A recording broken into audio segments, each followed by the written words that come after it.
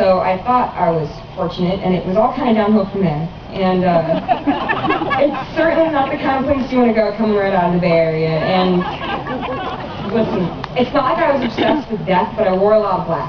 I was all gouged out, not much to do, and I alienated myself from everyone that I could. I later learned that more than anything, that was a way of alienating myself from everyone because I had a really bad form of social anxiety, but I'm past a lot of that. And so by the time I was 13, I'd seen a slew of therapists, all of which told me I had a million things wrong with me. And with enough pills, I might be normal. So I went through my first year of high school essentially sedated. My friends who's out there in the crowd right now may remember that. Hey guys.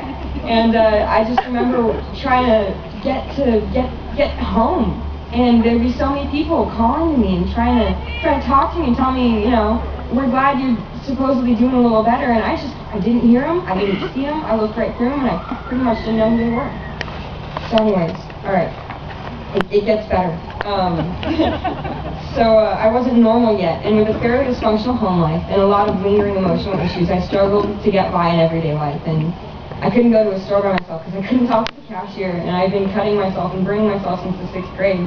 I was struggling back and forth with bulimia and anorexia, and my grades were failing miserably because of a mix of all of those things. My father was horribly disabled in a car accident when I was very young, so my home life wasn't, you know, optimal, and it was pretty hard to do homework. But the school kept piling it on and piling it on. And then I'd go 2 hours of class and listen to a teacher who was supposed to be drone on reading directly from a math book. He had a little pointer, I'm totally serious, a little pointer and a projector. And he would have us write down all of the little problems that were in that book, and then we'd do them. We had the choice of doing them or not, so of course the freshmen that were in my class, because I was failing, they would run around the room, wouldn't get any work done, go home, not get any work done there. Pretty much stopped caring. More than a few times my close friends, they're both standing in the crowd right now, Tim Chang, Edward, you guys see me, they would have to drag me by my hands and my feet, I made up a word.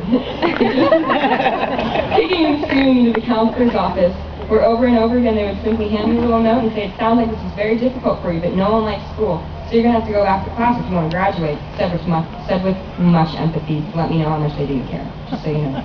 And by my sophomore year, I was hopelessly addicted to narcotics, I drank like a fish, I snuck out to parties constantly, and I was putting my parents through hell, and I was putting my body through even worse. And in June of 2005, I was moved to a hospital with a fever of 106 degrees, and that's pretty much the minimum for about a week. It was some pretty intense pain. Not much happened there, save a few near-death experiences and a few more hospital visits, and eventually I found out I just got a bad kidney. Not a big deal.